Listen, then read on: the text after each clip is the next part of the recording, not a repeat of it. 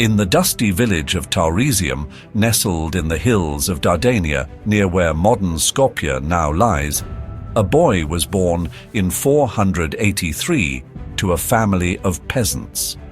No one guessed that this boy, Latin-speaking, Illyrian, and humble in origin, would one day sit upon the golden throne of the Eastern Roman Empire, ruling from the heart of the ancient world, Constantinople. That boy was Justinian.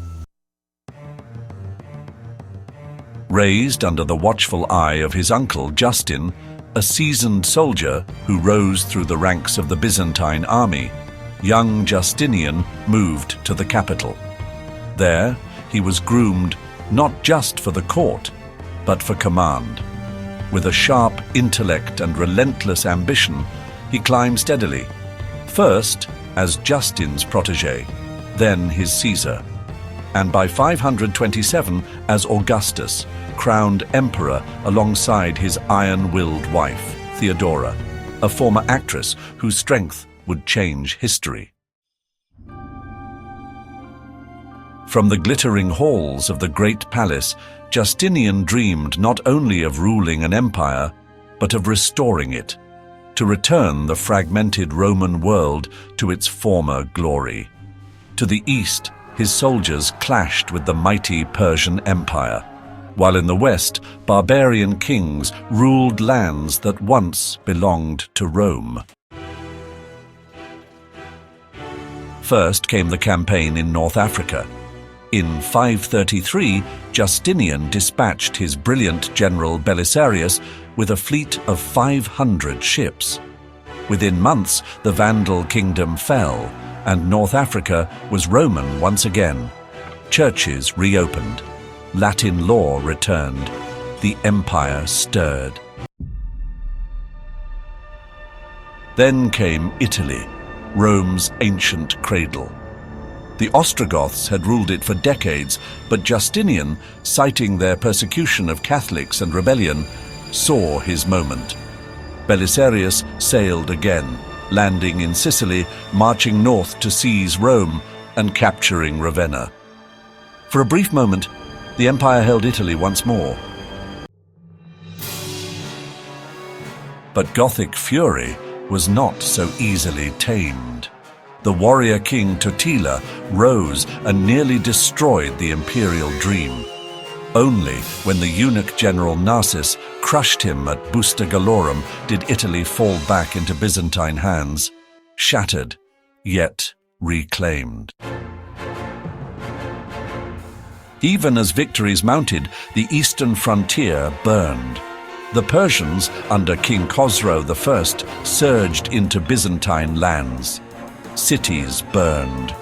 The prized land of Lazica became a battleground. Justinian poured gold and blood into defense, while plague swept through the empire, killing thousands and even striking the emperor himself.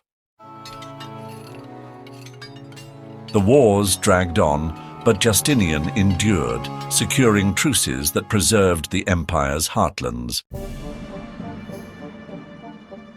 Yet swords and shields were only part of Justinian's legacy. He saw chaos in the laws and resolved to forge order from it. In 528, he summoned Tribonian, a master jurist, and ordered a new code. The result was the Code of Justinian, a titanic legal reform that systematized centuries of Roman law. Published in massive volumes, the Codex, Digest, Institutes, and later the novels, his laws would outlive the empire itself, shaping Europe's legal systems for over 1,000 years. But not all in Constantinople praised their emperor. In 532, the city factions, the Blues and the Greens, fierce rivals at the Hippodrome, joined forces. What began as a riot became a revolution. Nika, Nika, they cried. Conquer! They burned the city. They crowned a new emperor. Justinian faltered, ready to flee. But Theodora, calm in the face of fire, declared, "Royalty is a good burial shroud.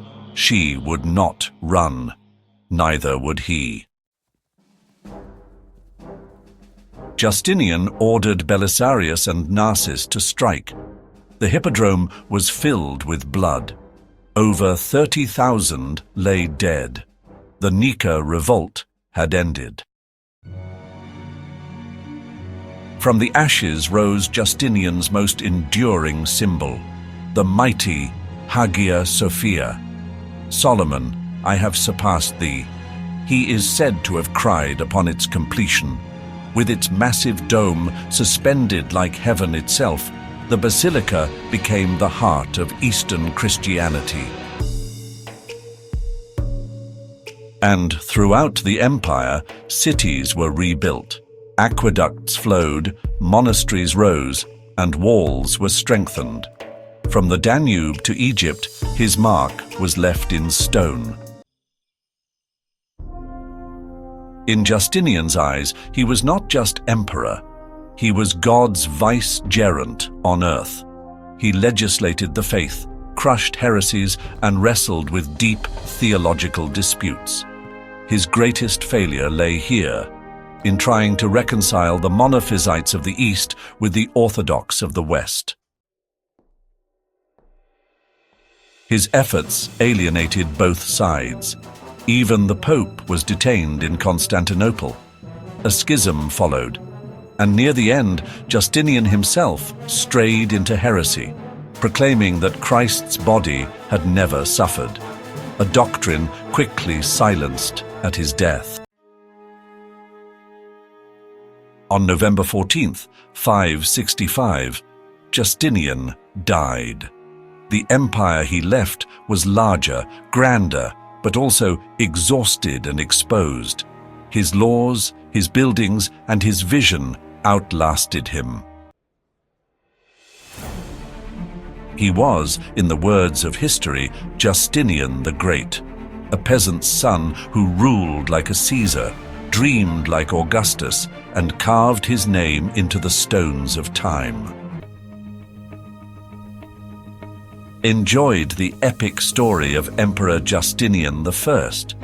Don't forget to like if you learned something new, subscribe for more gripping tales from history, and comment below with your favorite moment from Justinian's reign. Was it his battles, his laws, or the glory of Hagia Sophia?